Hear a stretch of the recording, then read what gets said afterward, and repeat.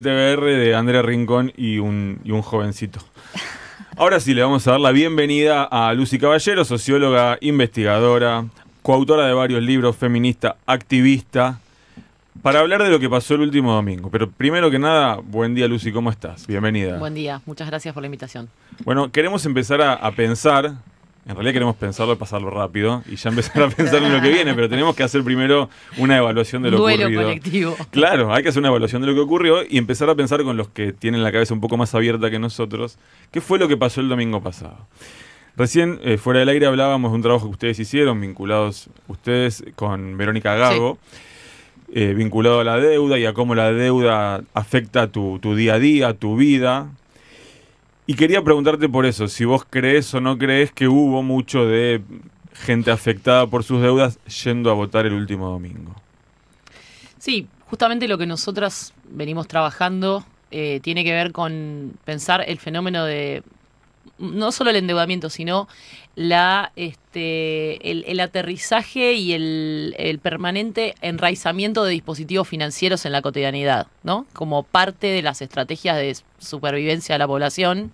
Esto obviamente tiene una historia. Podemos marcar que el 2018, la vuelta del Fondo Monetario, que marca un punto de inflexión en términos de que después de ese momento los ingresos populares empiezan a caer. Se recuperan algunos sectores parcialmente durante el gobierno de Alberto Fernández, sobre todo los sectores, gremios con mucho poder de negociación, pero en general nunca se recuperan y caen los ingresos. Esos ingresos se empiezan a completar a través de endeudamiento. No ya un endeudamiento transitorio, circunstancial, para festejar un cumpleaños o para financiar un viaje, un cumple de 15, sino un endeudamiento obligatorio para completar ingresos y para comprar bienes y servicios básicos para la vida. Lo que nosotros proponemos en el libro es que de alguna u otra manera eso que a partir del 2018 se empieza a extender cuantitativamente, es decir, empieza a abarcar otras partes de la población, no solamente los sectores más precarizados, sino toma partes de la clase media. Hoy ya estamos hablando de, hay estudios que hablan del 60% de la población endeudada. Digamos que todo eso empieza a configurar subjetividades políticas. No es solamente una cuestión de sustentabilidad económica, sino que reiterar un gesto en la vida cotidiana, que es el gesto de estar haciendo cuentas para pagar una deuda, tomando más trabajo para pagar una deuda, e incluso entrar en formas de microespeculación, ¿no? Como nosotros hicimos un estudio que nos daba que, por ejemplo, la cantidad de gente que trabaja una cantidad muy grande de gente que trabaja en lo que se llama economía popular, changas, está pasando plata permanentemente de una billetera a otra para ver, de acuerdo a la tasa de interés ahí hay una especie de carry trade por abajo, ¿no? Y lo que quiero decir es que eso configura una subjetividad política en la cual el lenguaje del ajuste y de la austeridad es un lenguaje popular. Es decir, a una parte muy grande de la población no le llama la atención que haya un presidente que diga hay que hacer cualquier cosa para pagar una deuda. Es muy interesante lo que estás diciendo, porque explica un montón de cosas que no vemos. Acabas de hacer, cuando la definición del carry trade por abajo, lo es todo, para entender por qué hay gente que vota como vota cuando nosotros creíamos que quizás podría haber querido votar de otra manera. Ustedes, en un reportaje que vi ayer cuando preparaba la entrevista, se refieren a la deuda como método, ¿no? Como que, básicamente es el elemento con el cual te van, de alguna forma, guiando tus decisiones. Pasa a ser la deuda el eje, uno de los ejes de tu vida y te lleva a volverte un trader de billeteras virtuales. Claro, y exacto, la deuda como método es una invitación. Primero, la pregunta que ustedes hacían para iniciar la conversación, ¿no? Que me parece muy importante. Todos y todas los que estamos en lugares, ya sea de comunicación, ya sea de militancia o de tratando de entender en qué sociedad estamos viviendo, tenemos que hacernos una pregunta nodal, que es ¿por qué este tipo de gobiernos ganan en condiciones democráticas? ¿No? Porque en otros momentos de la historia estos gobiernos necesitaban represión, no digo que no la haya, pero acceden en condiciones democráticas. Entonces ahí hay una pregunta, es ¿qué cambió en las subjetividades políticas que llevan a aceptar o incluso a adherir afectivamente a este tipo de proyectos como el que propone Milei? La deuda como método es una invitación hubo muchas explicaciones del fenómeno Milei. Nosotras le damos una preponderancia a esta cuestión, ¿no? Nosotros decimos a la invasión de dispositivos financieros en la cotidianeidad. Por eso en Argentina hace algo muy particular, que es un presidente que apela a la libertad financiera, ¿no? Hay muchos discursos donde se habla se gobierna se gobierna en nombre de la libertad. Cuando vos declinás esa libertad, obviamente es la libertad de las corporaciones que están con las manos libres para incrementar sus ganancias, para despedir. Pero ¿qué pasa también? ¿En qué sentido interpela a la población la idea de libertad financiera, ¿no? Y ahí te tenés que encontrar, la deuda como método es lo que te permite entender cómo en un contexto de empobrecimiento, en un contexto en donde nosotros decimos hay una población entrenada en la precariedad. Se van a cumplir 10 años que estamos permanentemente en una situación de ajuste. Y eso genera un entrenamiento en la vida cotidiana. Que ya no es la misma sociedad o población de hace 10 años, ¿no? Estar durante 10 años sometidos no solamente a una economía estancada, como lo dicen los economistas, sino también a un ajuste permanente sobre las condiciones de vida. Lucy, sabes que yo hago bastante contenido de educación financiera en redes y todos los meses me veo obligada a hablar de esto, de cómo incrementar tus magros ingresos, un puchito para llegar a fin de mes y cómo gestionar deudas, porque las familias en serio están sobreendeudadas y con estas tasas está creciendo bestialmente rápido esa deuda. Ahora, te quiero preguntar, esto que vos comentás, ¿aplica sobre todo a la población joven, a la que ya nació su vida laboral bajo este sistema, digamos, de mucho desempleo, de mucha precarización laboral, con casi igual trabajo en negro o en blanco, o también las personas que venimos formadas con otra cabeza, también estamos empezando a cambiar? Bueno, yo creo que ahí tenemos... aplica para las dos, ¿no? Porque vos tenés, por ejemplo, yo te estoy hablando de un fenómeno que lo podemos pensar en clave de masividad a partir del 2018, ¿no? Que claro. Empieza, por ejemplo, vamos a un ejemplo muy claro. Jubilados y jubiladas, ¿no? Que podían acceder a los préstamos ANSES. Sí, baratísimos. Baratísimos, y eran préstamos que, bueno, no sé, mi abuela me regalaba cosas. Por primera vez me podía hacer regalos, no sé. O sea, hacían un viajecito, claro. Eran créditos a tasa cero, recordemos, era plata casi gratis. Bueno, eso después, en el macrismo, empieza a cumplir otra función. Por eso es importante también hacerlo en una secuencia histórica. Porque no toda deuda es mala, no estamos diciendo eso. Estamos hablando de haciendo preguntas políticas. ¿Quiénes se endeudan? ¿Para qué se endeudan? ¿Qué contextos se endeudan? ¿Y qué subjetividades políticas configuran esos endeudamientos? Entonces, ese préstamo que servía para festejar un cumpleaños para la nieta, después se transforma en una forma de acceder a los medicamentos. Claro. Que, por ejemplo, se sacan una parte de los medicamentos gratuitos en el gobierno de Macri, se sustraen y además esos préstamos se incrementa la tasa de interés. Entonces pasaste de tener a jubilados que por ahí podían usar la deuda para darse un gusto a tener jubilados para los cuales el endeudamiento es sinónimo de acceder a un medicamento.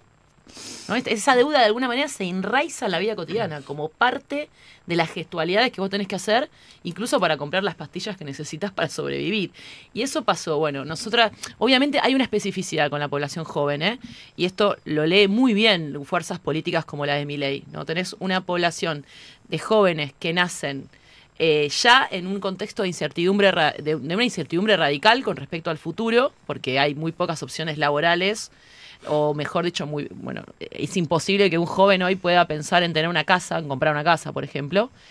Y ahí, en esa inestabilidad y en esa falta de proyecto de futuro para la población joven, estas fuerzas políticas, no solamente está pasando en Argentina, sino, por ejemplo, en España, incluso a veces la misma población joven consume los mismos influencers financieros, se empieza a dar una disputa muy fuerte en los varones jóvenes por convertirlos en especuladores desde chicos, ¿no? Pensemos que este gobierno bajó a 13 años la edad para invertir en bolsa. Sí. Si tenemos distintas formas en cuales los financieros se meten en la vida cotidiana. Tenés desde mujeres endeudadas para cuidar, jubilados endeudados para comprar medicamentos. Nosotros estamos terminando una encuesta de endeudamiento y personas con discapacidad a partir del ajuste que se hizo. Va a salir la semana que viene los resultados. Pero después tenés una disputa muy fuerte sobre los varones jóvenes, ¿no? Como de alguna manera, frente a una inestabilidad, proponerles el modelo especulativo como forma de relacionarse con el futuro. Y eso está pasando a nivel mundial. Y creo que Milei lo lee muy bien. Te llevo dentro de lo mismo para un análisis más estrictamente político. Vos terminaste la respuesta con algo a lo que yo quería ir. Les están proponiendo como futuro la especulación. ¿Por eso fracasa el discurso de quien te propone mirar al pasado en el que fuimos felices? Y me parece que ahí hay un gran punto, ¿no? Ellos efectivamente tienen primero tienen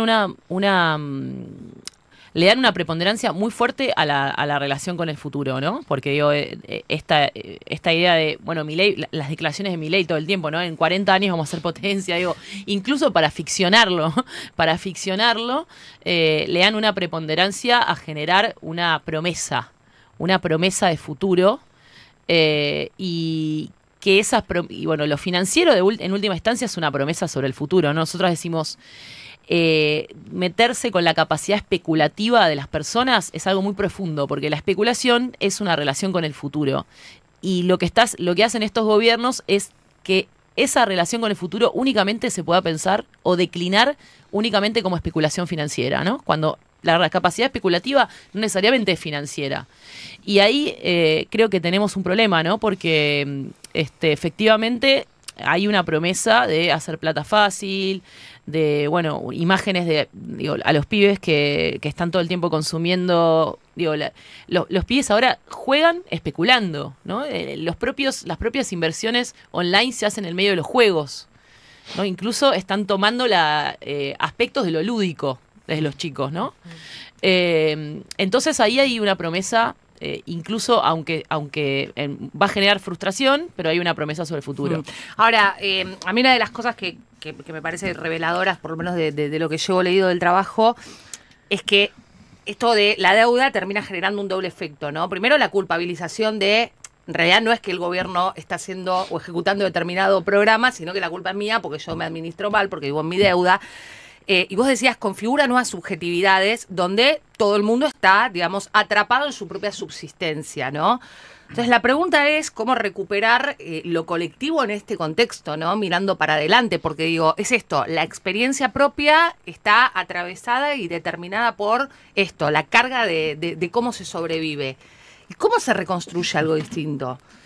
Bueno, a ver, yo ahí tomo lo que decís porque me parece muy importante. Nosotros en el libro lo planteamos, lo ponemos a discusión. Digo, bueno, muchas preguntas de por qué esta crisis económica no estalla igual que la crisis del 2001.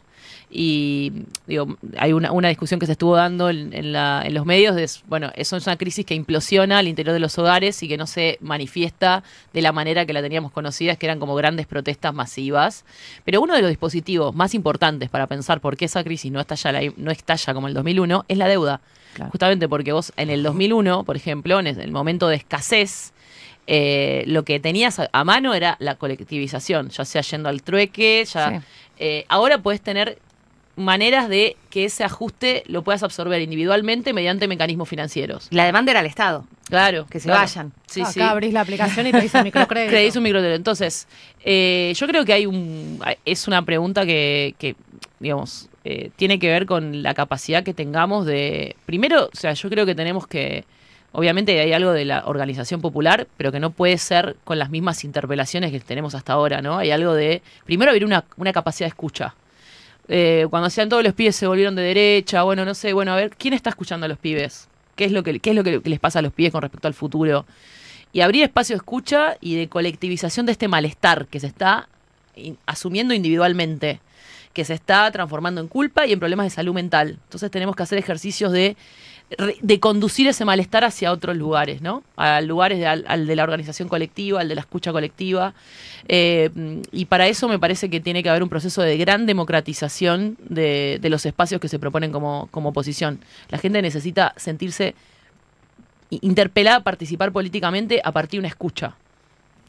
Impecable. Lucy Caballero, los invito a que cuando cortemos la entrevista y la colguemos en YouTube la vuelvan a escuchar porque me parece que es para repasar. Yo fui anotando los conceptos sobre los que quiero trabajar en los programas que vienen y empecé a recibir mensajes de gente que me decía dónde se pueden ver los laburos de Lucy. ¿Hay laburos que están colgados en internet? Sí, pueden bajar los libros de la editorial Tinta Limón sí, la mayoría se pueden bajar gratis, el último lo pueden comprar. Es una versión muy chiquita, muy de bolsillo para el colectivo, para leer en para cualquier el banco. rato. Sí, totalmente. Lo puede leer El único mientras momento en el que espera dejaste el celular. Sí. Espectacular. Bueno, y después están las redes sociales. Mi Instagram es Lucy Caballero, ahí yo voy subiendo cosas. Impecable. Lucy Caballero, muchísimas gracias. Perdona el informativo, nos pasamos 2 minutos, pero ya estamos con las noticias Gracias. en Radio 10. Radio 10.